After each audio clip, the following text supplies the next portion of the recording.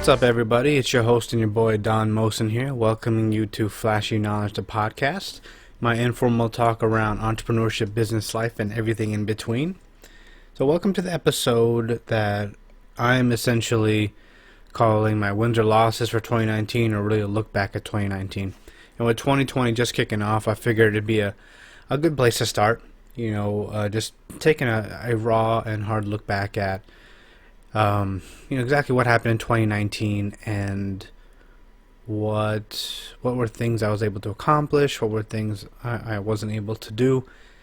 And this is actually going to serve as a reality check to myself as well as to how my year went. And I figured, what better way than to share it with my audience at the same time. So I want to end with the wins, so something positive. So what we're going to do is we're going to kick off the losses I think I had in 2019, or the things I failed to accomplish, or things I wasn't able to do. The first thing I wanted to talk about was those of you following the Being a Better CEO series, which I definitely need to continue to update, is, I went on a journey of trying to adopt some of the better habits that CEOs have. I was coming from a place where I didn't have the best habits and just trying to, make significant changes in my life. And one of them was getting up super early. So a lot of these CEOs get up 4 a.m., 5 a.m., and they're already ahead of the game by the time the rest of the world wakes up. So one of the things I wanted to start doing, just one of the few, was getting up super early, around 4 or 5 a.m. And I've been kind of documenting that. And again, I'll have some newer episodes to show you for Being a Better CEO coming up, but I did not meet that goal. And there were weeks where I woke up at 5 a.m. and then weeks where I didn't, and then there were weeks where a few days I woke up at 5 a.m. and then I didn't. So it was on and off throughout the entire year, where I'd have like a week of super motivation getting up, and then a few days where I didn't, and then it'd go back and forth, over and over again. And I would honestly say the majority of time I wasn't able to wake up super early, which is really disappointing, but you know what? It's reality. It's what happened. And I'm not here to sugarcoat anything or lie and be like, yeah, no, I'm doing great with that. The fact of the matter is, that was really tough for me, a lot harder than I thought it was going to be. And it could be partially because most of my life I've been kind of a late sleeper, late waker, and I'm really trying to change who I am at my core, and I can feel my body kind of reject that. And also it's difficult because you really have to make a change to your lifestyle. You can't be up watching TV or reading news or anything late, and you can't make plans with people, like happy hours, late dinners, because you gotta be, if you wake up at 4 or 5 a.m., you gotta have your ass in bed like 9 p.m., 10 p.m. And that was really tough for me. I don't know, a part of me just feels like you're missing out on something. And I think it's all mindset, because I'm like, oh, I'm going to sleep so early, I'm missing out on like having fun or doing something else, or maybe doing a little bit of work. But in reality, I wasn't able to see the fact that I'm going to sleep early so I can get up and be ahead of the world in the morning. So like I said, there were a few weeks where I did great, few weeks where I didn't. But I would say the vast majority of time I was not able to wake up super early, and it's still something that I'm trying to achieve now. I'm not going to go off on a tangent of why I think that's happening. I mentioned a few things, but really I think it's a mindset thing, and kind of losing motivation and maybe being overwhelmed. So it kind of forces me not to, or kind of makes me not want to wake up, because I'm like, I don't know where to start. That's a whole different topic, but just in all transparency, yeah, getting up super early did not work out for me in 2019. And it's something I'm still battling today, and hopefully I get over it soon. But anyway, so that was my first loss. The second one is I didn't go live with my services. And what I mean is the lasting impression styling services. 2019 was a lot of process mapping and deciding what services we would start with, what services we wouldn't. And I was doing a lot of work with the New Year, New You contest. And honestly, I think a little bit it was fear too, because once I go live, I know it's live, there's no more excuses, and I may be dealing with real customers. So, I can't blame it on one thing. It's probably all the variables I mentioned, but I would definitely consider that a loss because we had all the processes mapped out. We had the different services that I wanted us to launch, and I think had I been a little bit more brave and a little bit more aggressive, I could have done it. But I think I found like little things to worry about and little things to say, oh no, you should wait. You should definitely wait. You don't want to get embarrassed. So a little bit of that fear of, oh my God, what if I launch and everyone hates it? What if I launch and nobody wants to sign up? What if I'm embarrassed by a customer because they ask me something I can't answer? So before I didn't think about that, but I realized that fear had a lot to do with why I didn't go live. So that's one of my biggest regrets, is not just kind of you use the agile development, right? Which is, you might have some customers that goes well, you learn from it, iterate, and move on. And I've built out so many different services that I could have picked a few or picked one and just went with it and learned from it and then expanded later on and not try to do too much. So I definitely had the green light to go live, but I think I just use excuses and fear to not do it, which is unfortunate. And it's unfortunate and fortunate because I realize it now, so I can obviously make a better decision.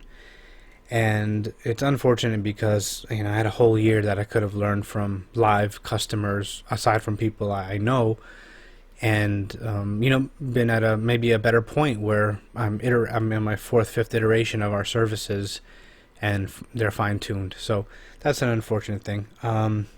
Number 3, my third loss I put was lack of contingency plan when working alone. So for majority of 2019, I had, I don't know about more than half, I had interns able to help out. And, they had different responsibilities, social media, they were kind of helping out with the business. So, and that was kind of the way the company's been running for the last 2 years, I'd say. There's people looking for internships, especially in this area. Fashion internships are far and few between, so it's tough. So you always have a lot of applicants, and I think things kind of dried out over the last half year, or I guess the last half of 2019. They either dried out or the applicants weren't as qualified. So I did not have a contingency plan for how I'm going to handle things by myself. And man, did I pay for that. I'll tell you, I think this is one of the biggest losses I had in 2019, which is the second I lost all the interns, I did not know, or I did not handle the core function of the company well, because I was all up in strategy land when I had interns, which CEOs tend to do, right? We're talking about strategy, how the vision of the company, how we're moving forward, and I had them kind of running operations.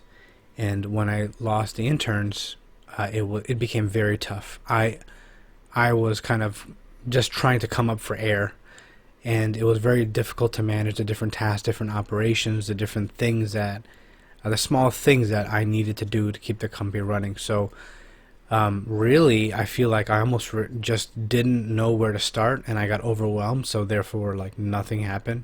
And you can check, you can look at our social media and our company postings and things going on with the company. You can see that it was very very light and almost nothing going on. I wouldn't say past like August, and that's part of my learning as a CEO, which is I need to understand when when there aren't people at this company and it's just me, what are the core things I need to do, when do I need to do them, and how can I keep at least the operations functioning and their priorities functioning when I'm alone.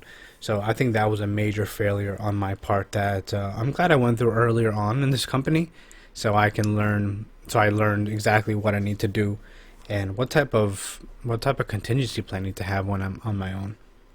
All right, now that we're done with the negative, those are the top 3 things that I think were losses. Let's talk about the wins I had. Let's talk about some of the positive stuff. All right, the juicy stuff here. Okay. So number 1, I put that I actually got to style 3 people, and that was freaking awesome. I'm sure there's companies and fashion companies and stylists that launched and they had 0 people, or they had 1 person, or they had 2 people. But you know what? I got to style 3 people, and those are the 3 individuals from the New Year, New You contest. I'm very blessed and very thankful that I got three people to volunteer to try out our services, and I got to try out a variety of our services for the different individuals, and it was men and women, so which was fantastic because I learned my strengths and my weaknesses, and also our company's strengths and weaknesses when it comes to the overall process. So I'm very helpful, very thankful that I was able to learn from them. They were very patient. They were just fantastic clients, and they gave awesome feedback, and they were just a pleasure to work with, and it just really rehashed why I love fashion and why I love styling and how human it is and how personal it is. And I don't know, I'm just really thankful for that, and that I was able to learn from them, and we were actually able to get people to test out our services. So super, super happy about that, and I owe a lot of this also to the interns that I've had, just setting up great things for the company, setting up good frameworks, operations, the creativity behind everything. So I'm just very thankful that we're able to pull in those New Year, New You contest individuals. I know it said New Year, it was New Year, New You contest winners, and that ended up taking like almost all year just because of how things played out and how things stretched out, and the gaps in between timings of things, and when people signed up. So either way, still very thankful. It was a great learning experience. The second win I want to talk about is we have over 3,000 followers on Facebook. And I mean, it's crazy because I still remember looking at the Facebook screen, and it said like 30, and I was like, oh my God, we got 30 eyes on us, like this is amazing. And then I remember getting up to 300, and I mean, I remember raving to family and friends like, dude, there's 300 people that actually, give a shit about what we're talking about, and they're following us. Now, mind you, they're probably not like, they obviously are not like super engaged followers, but yeah, I'll take it. There are 3,000 people that click like, and they want to follow what we're doing. And that means a lot to me, and it means a lot to the company. And, in 2019, there was a point where every week we're going up by like 150, which is awesome. And then there was a significant slowdown, which scared me a lot, made me question, as it would anyone. We were going up by like, I think a few a week, like 5 to 10, maybe 20, 5, 10, 20, something like that. And I started questioning, oh my God, like, wait, did I post something wrong? Are we just, not cool anymore? Do people not, resonate what we're saying? And then I would start looking at, oh my God, is someone posting something bad about us? Because, nowadays someone could make up something, or someone could say something negative about the company, and all of a sudden everyone's looking at it, and they're, I don't know, not trying to follow us anymore, or they're just turned away from the company. So went through so many things, and finally, I don't know, maybe it was a Facebook algorithm or something changed, but it started kicking back up real fast. And we went, I think our slowdown was between 2,500 to 3,000. No, 2,500 to like 2,800 exactly was the slowdown. And then from 2,800 on, I'm not sure what happened, maybe a couple of clutch shares, but our ads and stuff really started picking up again, and we started skyrocketing back to normal numbers. I say normal, but the ad numbers were averaging. So we're over 3,000 now, and I'm so thankful that we have these eyes and these individuals willing to give us a chance and follow us. And I never thought, with the way things were starting when I first started the company, we were at 30, 50, and we struggled to get just 100. It's just so amazing to see that 3 comma, whatever, 3,015 or whatever, that in fact we have over 3,000 followers giving us a chance and following us. It's just surreal. And, I'm not overlooking that fact that there's 3,000 people that are willing to give us their time and give us their energy. So I'm very thankful for that. Number 3, I put a lot of growth as another win. And what I mean by that is I did a lot of self-studying, and I took continuous learning very seriously. I got like 3 or 4 marketing certifications, some of them HubSpot, some of them like Hootsuite, and I'm working on Google Analytics certification. And I read a lot of books, listened to a lot of books, and just a lot of research. And I truly feel proud of the amount I grew.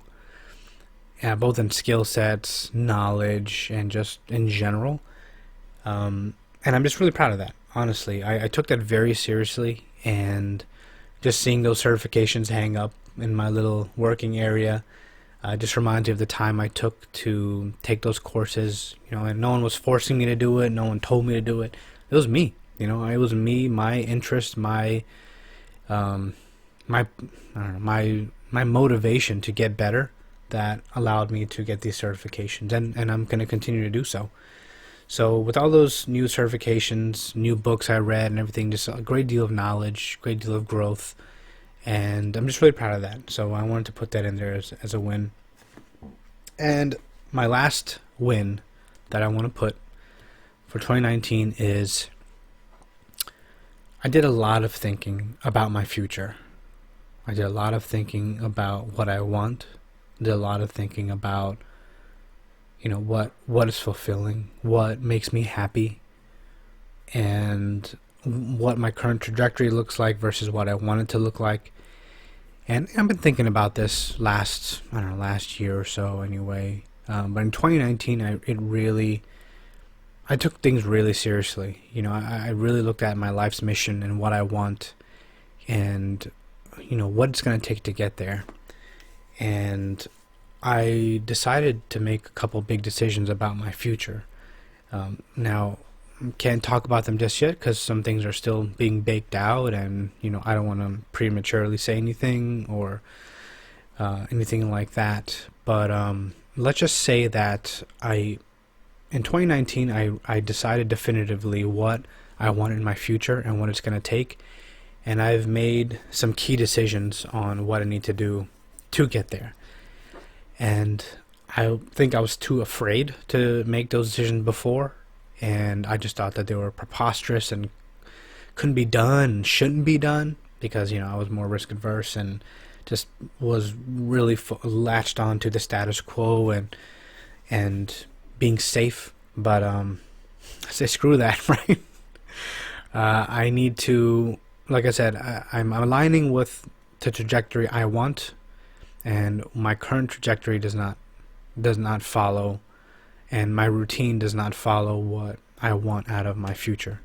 So I made a big decision, and I solidified that in 2019, and I am hopefully going to be playing that out soon. And those of you following me, those of you watching me, will see what those big decision is and are.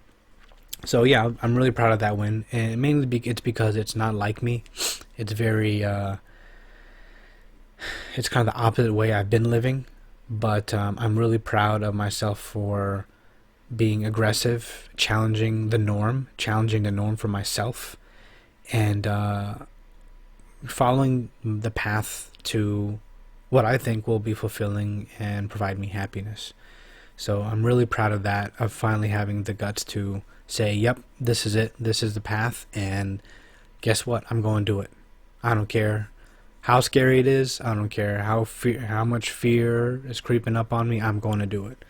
So those of you who are going to be following me and follow me, stay tuned, and you'll see what those decisions are.